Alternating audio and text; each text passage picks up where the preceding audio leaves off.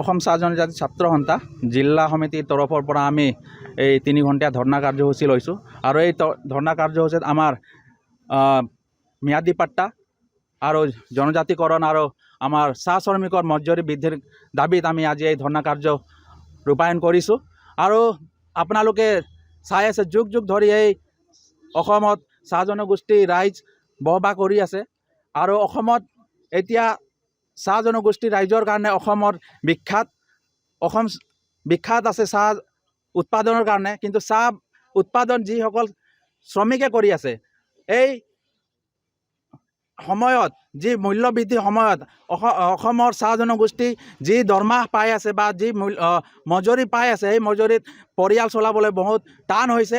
আমি অসম চৰকাৰক সকীয়াই দিব বিচাৰিছোঁ অতি সোনকালতে আমাৰ চাহ শ্ৰমিকৰ মজুৰি বৃদ্ধি কৰিব লাগিব আৰু আমাৰ ম্যাদী পাট্টা দিব লাগিব। ম্যাদী পাট্টাৰ অলপ দিন আগতে আমাৰ অসম চৰকাৰে ঘোষণা কৰিছিলে কিন্তু আমাৰ চাবলগীয়া হৈছে আমাৰ চাহ শ্ৰমিকৰ আমাৰ এই মালিক গোষ্ঠী সন্থাই এইবিটা হৈ গ'ল।